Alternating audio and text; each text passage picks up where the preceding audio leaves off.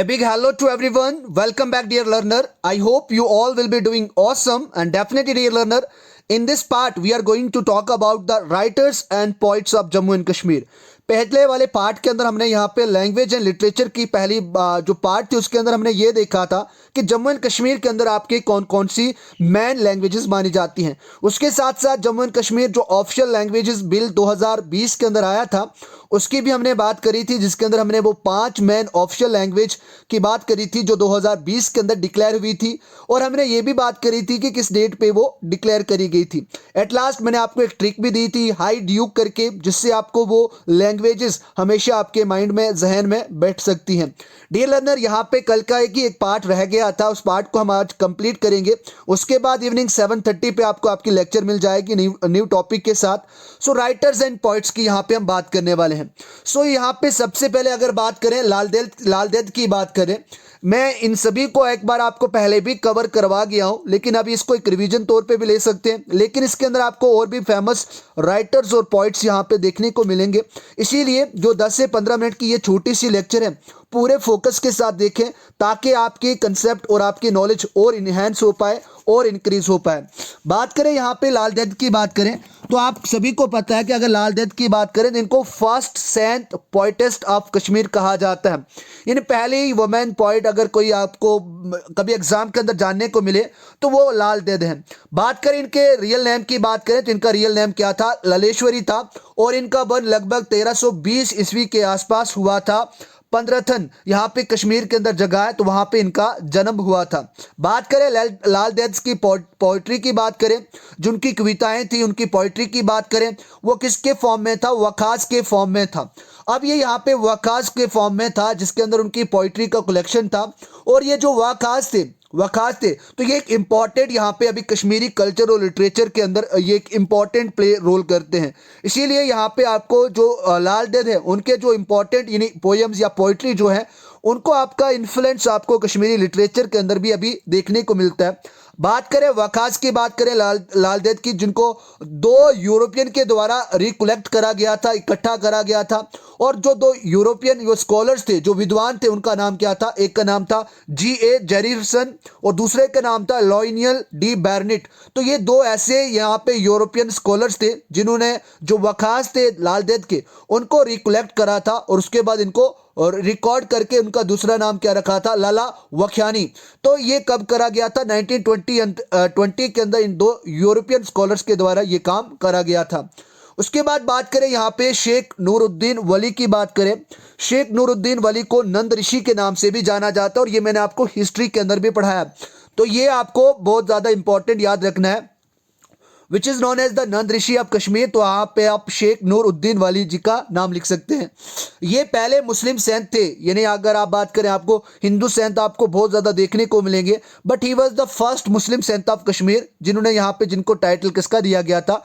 ऋषि का टाइटल दिया गया था। बात करें उन्होंने अपने आइडियाज़ को, अपने व्यूज़ को किस तरीके से मीन्स लिखा है, तो एक उनके एक बहुत ही मीठा यहाँ पे एक वर्सेज आपको यहाँ पे देखने को मिलेंगे, जिनके अंदर उसने अपने यानी अगर बात करें शेख नूरुद्दीन की बात करें, उन्होंने अपनी यहाँ पे आइडियोलॉजी या फिर जो मोरल टीचिंग थी या प्रीचिंग थी, वो जो शिक्षाएं थी उनको इसके बारे इसके इस बुक के अंदर या इस वर्सेस के अंदर यानी बुक की मान लें, क्योंकि इनकी कलेक्शन एक हो जाती है तो बाद में एक यहाँ पे पोइट्री की कलेक्शन को जिस तरीके से लाल देद के वखास बनते थे उसी तरीके से उनके जो स्वीट वर्सेस थे, तो उस तरीके से बाद में जाके वो एक बुक बन जाती है जिसका नाम था नूरनामा। यहाँ पे the collection of his writings, जो शेख नूरुद्दीन वली जिनको नंद ऋषि के नाम से भी जाना जाता है, तो उनकी कलेक्शन वाली जो बुक है उसको क्या नाम दिया गया? नूरनामा दिया गया। जिनके अंदर उनकी शराइन अगर बात करें, शराइन चरार, तो यहाँ पे इनकी शराइन के बारे में भी उनको बताया गया है। और ये जो बुक नूरनामा है तो वहाँ पे प्रिजर्व करके चरार में रखी गई है। चरार यहाँ पे जो शेख नूरुद्दीन वली हैं उनकी शराइन है। बात करें his funeral was attended by Sultan Zainul Abidin, जब उनका देहांत हुआ, जब उनको यहाँ पे चिता पे यानी जब उनको जलाया गया, तो उनके यहाँ पे जो शव यात्रा थी उसके अंदर जो सुल्तान जैनुल अब्दीन थे उन्होंने भी यहाँ पे पार्टिसिपेट करा था, यानी वहाँ पे शव यात्रा के अंदर यहाँ पे वो भी इन्होंने भाग लिया था। बात करें इन 1808 की बात करें, जो अफगान के रूलर थे उस टाइम के, जो गवर्नर थे अफगान के गवर्नर, जिनका नाम अता मोहम्मद खान था, तो उन्होंने यहाँ पे शेख नूरुद्दीन का जो नाम था वो करेंसी पे मिंट करवाया था, लिखवाया था। क्योंकि उनको वो एक रिस्पेक्टेड वे से देखते थे। और उनकी रिस्पेक्ट में जो अता मोहम्मद खान जो अफगान के गवर्नर थे 1808 के अंदर, तो उन्होंने करेंसी के ऊपर शेख नूरुद्दीन वली का यहाँ पे नाम लिखवाया था। तो ये एक इंपॉर्टेंट यहाँ पे आपके लिए पॉइंट बन जाते हैं, राइटर बन जाते हैं। बात करें यहाँ पे हब्बा खातून की बात करें तो हब्बा खातून यहाँ पे इनको पोइटेस्ट क्वीन का भी टाइटल दिया गया है। ऑलमोस्ट ये एक लेजेंडरी फिगर के अंदर इनको रखा जाता है, जिनका भी एक बहुत बड़ा इंपॉर्टेंट रोल आपको लिटरेचर ऑफ कश्मीर के अंदर देखने को मिलेगा। बात करें यहाँ पे इनको दूसरे नाम से जाना जाता है, और ये इंपॉर्टेंट क्वेश्चन यहाँ से बन जाता है कि इनको नाइट एंगल ऑफ कश्मीर के नाम से भी जाना जाता है। Which poetess is known as the nightingale of Kashmir, तो वो आपकी हब्बा खातून जी हैं। बात करें इनका रियल नेम की बात करें तो इनका रियल नेम जून था, जिसका मतलब होता है चांद। जून का मतलब क्या होता है? चांद। और ये एक मिडिल फैमिली के अंदर जन्म हुआ था इनका। और जन्म इनका कब हुआ था? 16th सेंचुरी के मिड में इनका जन्म हुआ था। और जहां पे इनका जन्म हुआ तो विलेज का नाम था चंदधार। चंदधार के अंदर यहाँ पे हब्बा खातून जी का जन्म हुआ था। बात करें इनके सॉन्ग की बात करें तो जो उनके लिरिक्स थे, जो इनके सॉन्ग और उनके लिरिक्स थे, बहुत ज़्यादा फेमस हैं, पॉपुलर है अभी भी कश्मीर के अंदर। इवन दैट अभी भी कश्मीरियों के द्वारा, या कश्मीर आप लिटरेट की बात करें, लिटरेचर की बात करें, उसके अंदर ये गाए जाते हैं इन दिनों भी। बात करें यहाँ पे इनकी बात करें लॉल लिरिक्स, एक इनका लिरिक्स है जिसका नाम है लॉल लिरिक्स। यहाँ पे लॉल लिरिक्स नहीं है, लिरिक है, यहाँ पे एक ही है। तो लॉल लिरिक की बात करें तो इनका एक टिपिकल वर्स माना जाता है जो इनको द्वारा लिखा गया है, बनाया गया है। और ये पॉपुलराइज किसके द्वारा करा गया था? जो हब्बा खातून थे, तो शी हरसेल्फ यहाँ पे इन्होंने इनको अपने आप को यानी जो लिखा था लॉल लिरिक की बात करें, एस नहीं लगाना इसके साथ, बार बार कह रहा हूँ, लॉल लिरिक एक ही है जो एक टिपिकल वर्स माना जाता है, जो हब्बा खातून के द्वारा ही पॉपुलराइज करा गया था, मशहूर करा गया था। अब यहाँ पे बात करें अर्नमिल की बात करें, अर्नमल की बात करें तो ये कश्मीरी पोइटिस्ट थी। अगर बात करें in Kashmiri poetry, Arnimal is known for her love lyrics, यानी उनकी जो एक प्यार की जो लिरिक्स थे, जो प्यार वाले गाने थे जो लिखते थे, तो एक वो एक लव के रिलेटेड ही लिखते थे।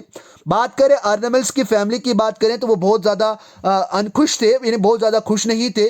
और उनके द्वारा जो उनके हस्बैंड के द्वारा उनको क्या करा गया था? त्याग दिया गया था, उनको छोड़ दिया गया था। इसीलिए जो उनकी पोइट्री थी उसके अंदर आपको यहाँ पे लव के रिलेटेड ज़्यादातर देखने को मिलेंगे, जिसके अंदर आपको सैड वाले लिरिक्स ज़्यादातर देखने को मिलेंगे। अगर इनकी पोइट्री की बात करें तो एक पोगनेंसी को यहाँ पे बताता है, यानी एक यहाँ पे दुखीपन को यहाँ पे बताते हैं, और ग्रीफ दुख को शो करते हैं, और सरेंडर टू फेट यानी किस्मत के आगे झुकने के बारे में बताते हैं। यानी सरेंडर टू फेट का मतलब होता है अपनी किस्मत के आगे घुटने टेक देना।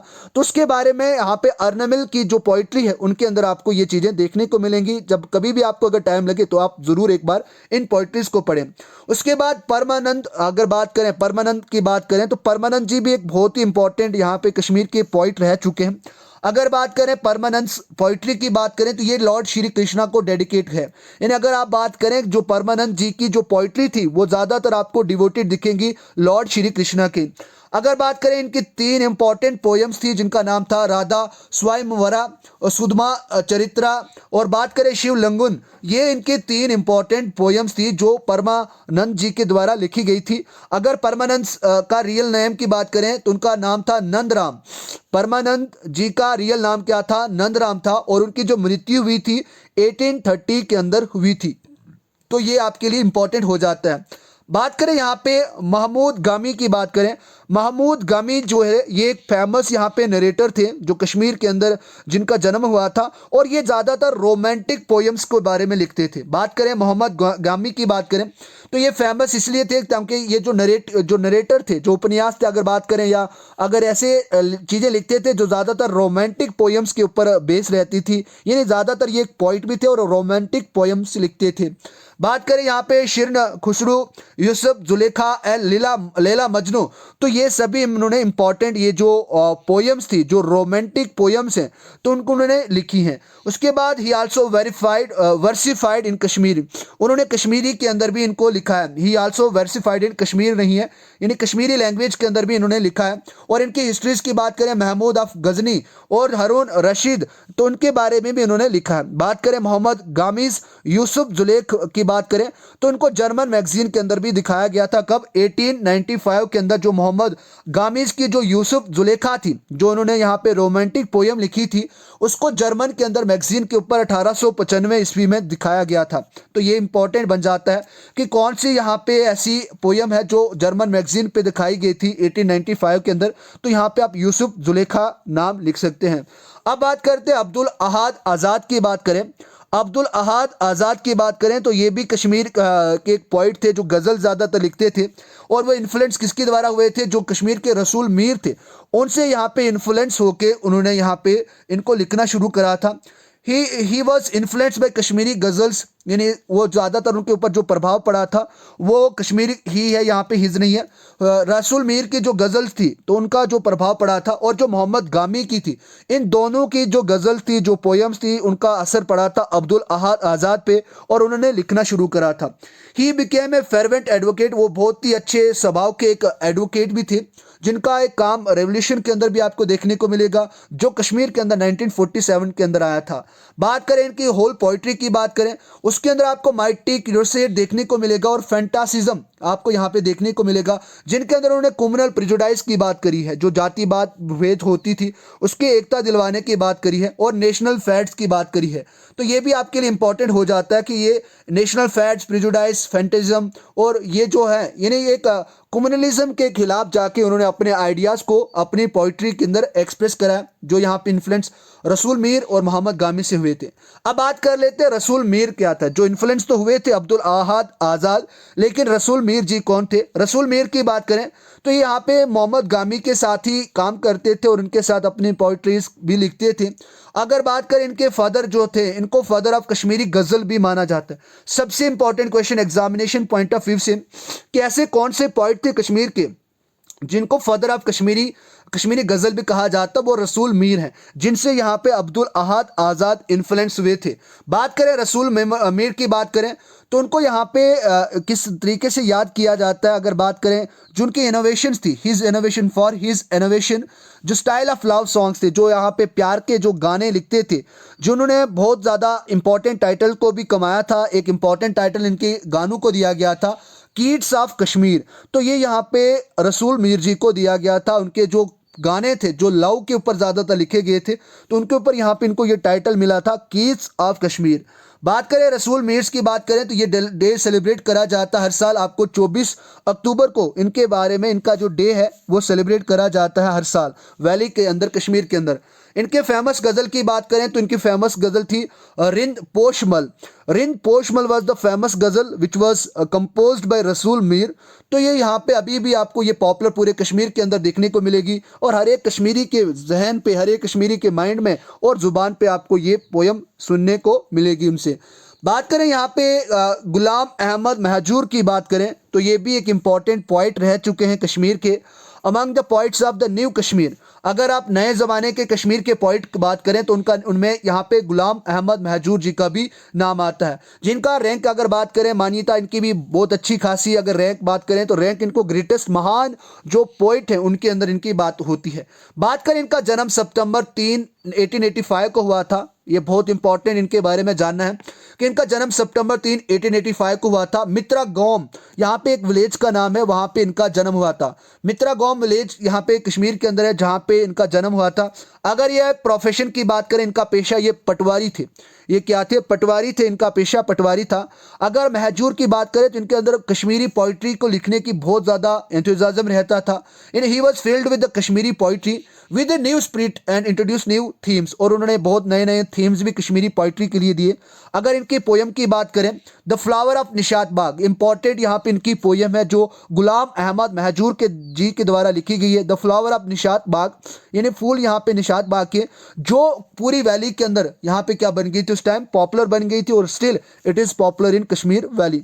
बात करें इनकी पोइट्री की बात करें, इनके अंदर आपको इप्टोमोजिड यहाँ पे देखने को मिलेगा, इप्टॉम्स्ट यहाँ पे देखने को मिलेगा, जिसके अंदर ये बताया गया कि किस तरीके से कश्मीर के अंदर स्ट्रगल करी गई थी कश्मीरियों के द्वारा, ताकि उनकी अपनी एक सेल्फ गवर्नमेंट वो इस्टेब्लिश कर पाए।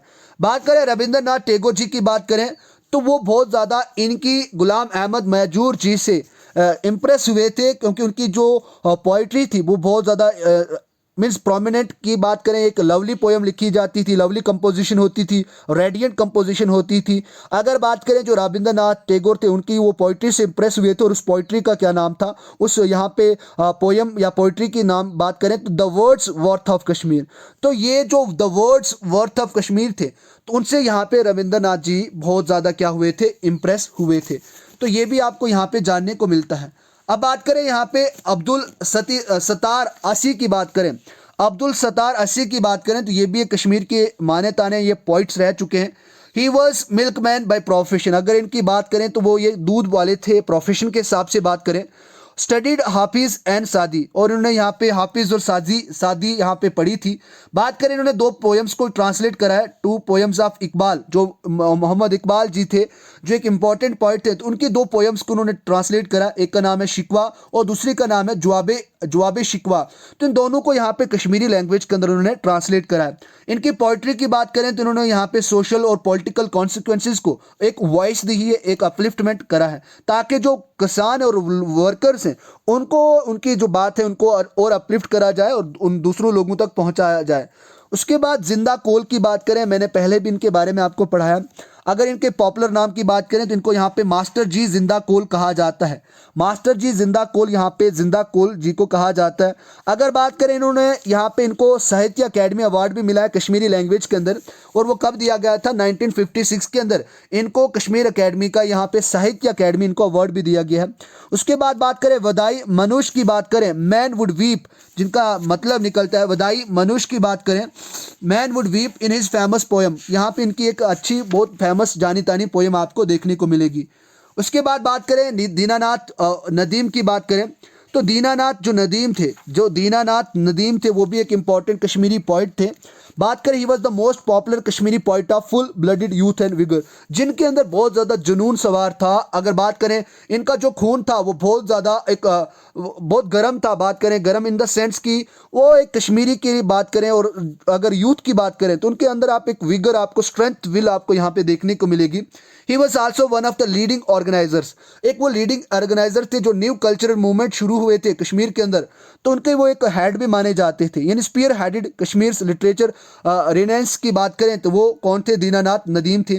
अगर इनकी पोएम्स की बात करें, वाइवान वन नाम यहाँ पे एंड बम्बर ताई यम्बरेजल, तो ये इनकी दो फेमस पोएम है, बम्बूर ताई यम्बरजल और वैवान वन नाम, तो ये दो इनकी फेमस पोएम है। बात करें अब मिर्ज़ा आरिफ की बात करें, तो मिर्ज़ा आरिफ जी भी यहाँ पे कश्मीर के अंदर उनके एक बहुत इंपॉर्टेंट यहाँ पे राइटर थे, एक पोइट थे।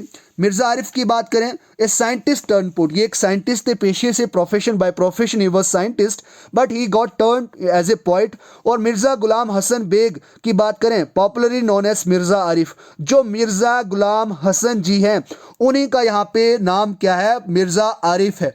तो ये यहाँ पे आपके लिए एक इंपॉर्टेंट क्वेश्चन बन जाता है। बात करें इन्होंने यहाँ पे बहुत इंटायर स्पैन ऑफ कश्मीर की बात करें, अपनी इकोनॉमिक की बात करें, पॉलिटिकल ट्रांजिशन की बात करें, जो डोगरा मोनार्की से लेके अभी न्यू कश्मीर तक है, उनके बारे में इन्होंने बहुत ज़्यादा पोएम्स को लिखा भी है। तो इस तरीके से आपको मिर्ज़ा आरिफ, जिनका नाम यहाँ पे मिर्ज़ा गुलाम हसन बेग था। अब यहाँ पे बात करें, मैंने कल भी लेक्चर के अंदर ये बताया था कि Jammu and Kashmir culture academy थी वो कब इस्टेब्लिश हुई थी और किसके द्वारा इस्टेब्लिश करी गई थी। उस टाइम के जो पीएम थे कौन थे उस टाइम के, अब ये आप ये बताएं, क्योंकि मैंने आपको वहाँ पे बताया था कि उस टाइम के जो पीएम थे कौन थे, पीएम उस टाइम के आपको मैंने बहुत बार पढ़ाया, पंडित जवाहरलाल नेहरू और उनके बीच में एक एग्रीमेंट हुआ। तो आज आप इसका एक आंसर देंगे।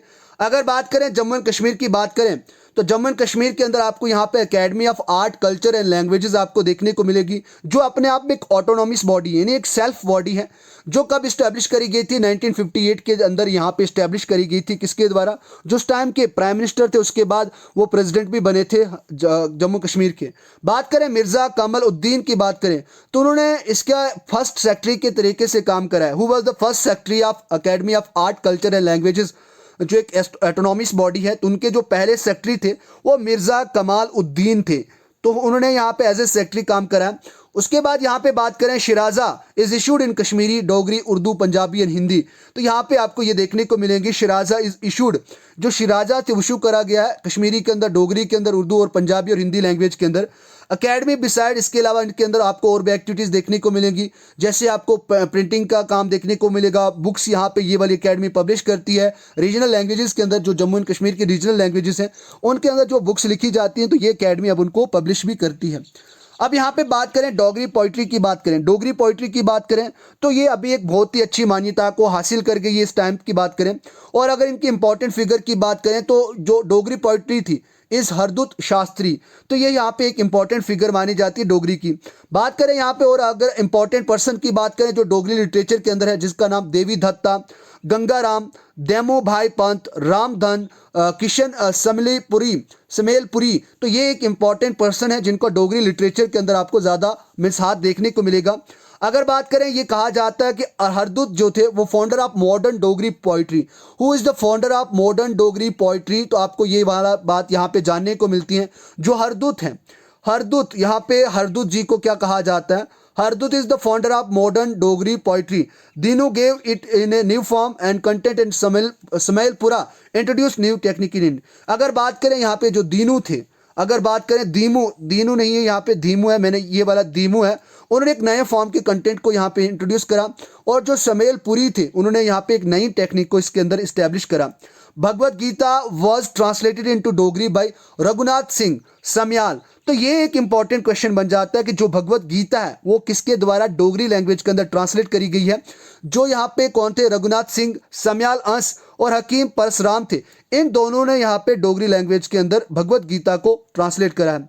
मेघदूत की बात करें, यहाँ पे Meghdoot was translated into Dogri by Ramnath Shastri. तो यहाँ पे मेघदूत एक बुक का नाम है जो किसके द्वारा ट्रांसलेट करी गई है डोगरी लैंग्वेज के अंदर, जो रामनाथ शास्त्री थे, जो एक डोगरी लिटरेचर के अंदर एक बहुत इंपॉर्टेंट पॉइंट है, उन्होंने इस वाली लैंग्वेज को, इस वाली बुक को ट्रांसलेट करा है डोगरी के अंदर। बात करें शिराजा डोगरी की बात करें, शिराजा डोगरी यहाँ पे एक डोगरी लिटरेचर के अंदर है जो पीरियोडिकली इशूड करी गई है Jammu and Kashmir academy of art culture and language के द्वारा। तो ये माना जाता है which is notably publisher of modern Dogri, यानी इसके अंदर अगर बात करें तो ये एक मॉडर्न डोगरी लिटरेचर वर्क का एक हिस्सा आ जाता है, जो एक डोगरी संस्था के द्वारा ही यहाँ पे इसको मीन्स लाइमलाइट करा गया है, इसको लाया गया है। रिसेंटली अगर बात करें collection of over 100 works of pros and poetry की बात करें जो डोगरी के अंदर पब्लिश करे गए हैं, अगर पिछले 50 सालों की बात करें तो उनके अंदर यहाँ पे इसके बारे में बात करी है। मेड एक्सेसिबल ऑनलाइन भी अभी आपको ये मिल जाएगी, जो सेंट्रल इंस्टीट्यूट ऑफ लैंग्वेजेस है मैसूर का, तो उसके अंदर भी यहाँ पे आपको शिराजा डोगरी के बारे में देखने को मिलेगा। सो डियर लर्नर, ये तो आपका सेकंड पार्ट था जो आपके लैंग्वेज और लिटरेचर के ऊपर था जम्मू एंड कश्मीर के ऊपर, जिसके अंदर हमने सभी इंपॉर्टेंट पॉइंट्स की बात करी, राइटर्स की बात करी। I hope you have got great content to learn. और इवनिंग 7:30 पे हम एक नए लेक्चर के साथ मिलेंगे, तब तक आप इस लेक्चर को अच्छे से देखें, इसके नोट्स मैं आपको शेयर कर दूंगा।